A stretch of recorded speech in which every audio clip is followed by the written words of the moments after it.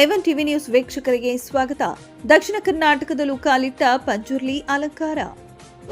ಅಭಯಾಂಜನೇಯ ಸ್ವಾಮಿ ದೇವಸ್ಥಾನದಲ್ಲಿ ಹನುಮನಿಗೆ ಪಂಜುರ್ಲಿ ಅಲಂಕಾರ. ಪಂಜುರ್ಲಿ ಹನುಮನಿಗೆ ಹೋಮ ಹವನ ಪೂಜೆ ನೆರವೇರಿಸಿದ ಭಕ್ತಾದಿಗಳು. ಚಿಂತಾಮಣಿ ತಾಲೂಕಿನ ಕೊಟ್ಟಗಲ್ ಗ್ರಾಮ ಪಂಚಾಯಿತಿ ವ್ಯಾಪ್ತಿಯ ವೀರಪಲ್ಲಿ ಗ್ರಾಮದ ಶ್ರೀ ಆಚೆಯ ಆಂಜನೇಯ ಸ್ವಾಮಿ ದೇವಸ್ಥಾನದಲ್ಲಿ ಹನುಮ ಜಯಂತಿ ಪ್ರಯುಕ್ತ ಆಂಜನೇಯ ಸುತ ಫೌಂಡೇಶನ್ ಅಧ್ಯಕ್ಷ ಪ್ರದೀಪ್ ಆಂಜನೇಯ ರೆಡ್ಡಿ ಅವರ ನೇತೃತ್ವದಲ್ಲಿ ಇಂದು ಹನುಮನಿಗೆ ಪಂಜುರ್ಲಿ ಅಲಂಕಾರ ಕಂಡು ಭಕ್ತಾದಿಗಳು ಮೂಕವಿಸ್ಮಿತರಾದರು. ಪ್ರತಿ ವರ್ಷ ಹನುಮ ಜಯಂತಿ ಮಾರನೇ ದಿನ ಅಭಯಾಂಜನೇಯ ಸ್ವಾಮಿ ದೇವಸ್ಥಾನದಲ್ಲಿ ವಿಶೇಷ ಹೂವಿನ ಅಲಂಕಾರ ನಡೆಯುವ ಪೂಜೆ ಇಂದು ವಿಶೇಷವಾಗಿತ್ತು. ಪಂಜುರ್ಲಿ ಹನುಮನಿಗೆ ಭಕ್ತಾದಿಗಳು ಹೋಮ ಹವನ ಪೂಜೆ ನೆರವೇರಿಸಿದರು. ದೇವರ ಮೂರ್ತಿಗೆ ಅಭಿಷೇಕ ಮಾಡಿ ವಿಶೇಷ ಅಲಂಕಾರ ಮಾಡಲಾಗಿತ್ತು. ಬೆಳಗ್ಗೆಯಿಂದ ಸಂಜೆಯವರೆಗೆ ವಿವಿಧ ಪೂಜಾ ಕೈಂಕರ್ಯಗಳು ನೆರವೇರಿದವು. ಹನುಮ ಭಕ್ತರು ಆಂಜನೇಯ ದೇವಸ್ಥಾನಗಳಿಗೆ ಶಕ್ತಿ ಸ್ವರೂಪನಾದ ಹನುಮದೇವರ ಮೂರ್ತಿಯ ದರ್ಶನ ಪಡೆದರು. ಇಷ್ಟಾರ್ಥ ಸಿದ್ಧಿಗಾಗಿ ಪ್ರಾರ್ಥನೆ ಕೂಡ ಮಾಡಿದರು.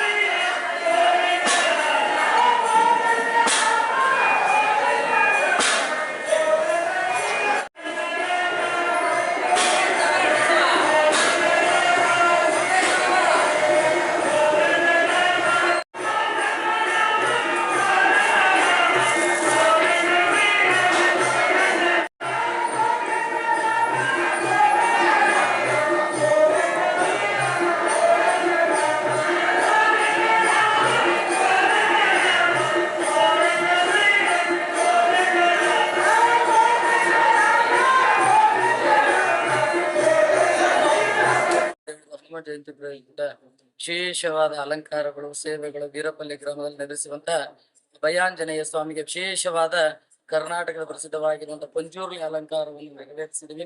ವಿಶೇಷವಾಗಿ ಬೆಳಗಿನ ಜಾವದಿಂದ ಸುಪ್ರಭಾತ ಸೇವೆಯೊಂದಿಗೆ ಗಣಪತಿ ಪೂಜೆ, ಪುಣ್ಯಾರಾಧನ, ನವಗ್ರಹ ಪೂಜೆಗಳು, ವಿಶೇಷವಾಗಿ ಸರ್ಪಾರಾಧನ, ಅಭಯಾಂಜನೇಯ ಸ್ವಾಮಿಗೆ ಬಲಪಂಚಾಮೃತ ಅಭಿಷೇಕ ಪೂಜೆಗಳು, ಹೂವಿನ ಅಲಂಕಾರದ ಪಂಜುರ್ಲಿ ಅಲಂಕಾರವನ್ನು ನೆರವೇರಿಸಿದ್ವಿ. ಎಲ್ಲಾ ಭಕ್ತಾದಿಗಳು ಸಹಿತ ದೇವರ ದರ್ಶನವನ್ನು ತಗೊಳ್ತಾರೆ. ಎಲ್ಲಾ ನಾಡಿನ ಎಲ್ಲಾ ಸಮಸ್ತ ಭಕ್ತಾದಿಗಳು ಸಹಿತ ಅಭಯಾಂಜನೇಯ ಸ್ವಾಮಿಯ ಸೇವೆಯಲ್ಲಿ ಪಾತ್ರರಾಗಬೇಕಾಗಿ ವಿನಂತಿ.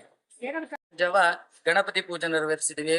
ಗಣಪತಿ ಹೋಮ, ವಾಸ್ತು ಹೋಮ, ಅದೇ ರೀತಿ ವಿಶೇಷವಾಗಿ ರಾಮತಾರಕ ಹೋಮ, ಅಭಯಾಂಜನೇಯ ಸ್ವಾಮಿ ಮೂಲ ಮಂತ್ರವನ್ನು ನೆರವೇರಿಸಿದ್ವಿ. ಮತ್ತೆ ಅಲಂಕಾರ ವಿಶೇಷವಾದ ಪಂಜುರ್ಲಿ ಅಲಂಕಾರವನ್ನ ನೆರವೇರಿಸಿದ್ವಿ. ವರ್ಷ ವಾರ್ಷಿಕೋತ್ಸವದ ಹಾಗೆ ಇವತ್ತು ಸಹಿತ ರಾಮಕೋಟಿ ಭಜನೆ 1 ದಿನಗಳ ಪರ್ಯಂತವಾಗಿ ನಿಲ್ಲದ ಭಜನೆ, ರಾಮಕೋಟಿ ಭಜನೆಯನ್ನ ಎಲ್ಲಾ ಭಕ್ತಾದಿಗಳು ಸೇರ್ಕೊಂಡು ಇವತ್ತಿನ ದಿವಸ ಮಾಡ್ತಾ ಇದ್ದಾರೆ. ಬೆಳಗಿನ ಜಾವ 8 ಗಂಟೆಯಿಂದ ಸ್ಟಾರ್ಟ್ ಆಗಿದೆ. ಗುರುವಾರ ಬೆಳಗ್ಗೆ 8 ಗಂಟೆವರೆಗೂ ಸಹಿತ ರಾಮಕೋಟಿ ಭಜನೆಯನ್ನ ನೆರವೇರಿಸ್ತಾನೆ ಇರ್ತಾರೆ ಭಕ್ತಾದಿಗಳು. ಎಲ್ಲರೂ ಸಹಿತ ಆ ಕಾರ್ಯಕ್ರಮಕ್ಕೆ ಭಾಗಿಯಾಗಬೇಕಾಗಿ ವಿನಂತಿ. ರಮೇ ರಾಮೇ ಮನೋರಮೆ ಸಹಸ್ರನಾಮ ತತ್ತುಲ್ಯಂ ರಾಮನಾಮ ವರಾರಮೆ ಅಪದಾಪಹರ್ತಾರಂ ಧಾತಾರವಂ సర్వసంపదాం లోకాభిరామం శ్రీరామం భూయోర్ నమామ్యహం. భక్త మహాశైలందరికీ ముందుగా హనుమాన్ జయంతి శుభాకాంక్షలు.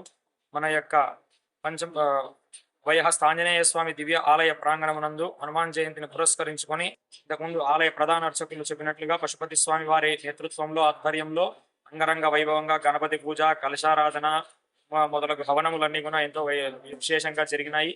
అంతేకాకుండా పంచముఖ వైహస్త ఆంజనేయ స్వామి వారికి కర్ణాటక సాంప్రదాయానికి ఎంతో ప్రీతిపాత్రమైనటువంటి పంజులి అలంకారం కూడా చేరింది.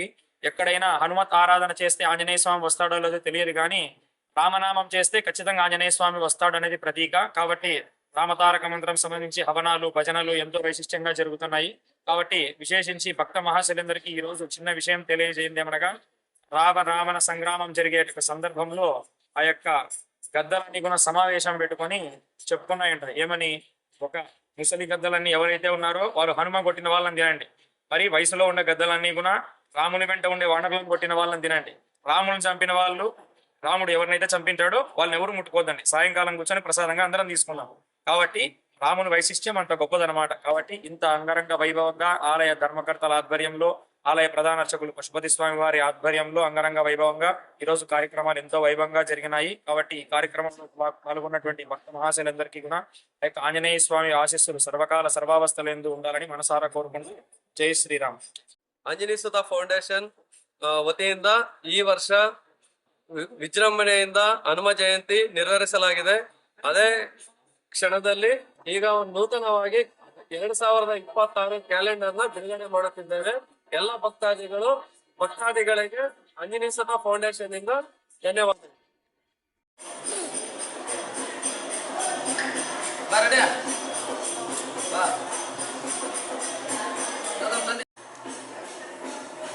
జై శ్రీరామ్, జై శ్రీరామ్, జై శ్రీరామ్, జై శ్రీరామ్, జై శ్రీరామ్.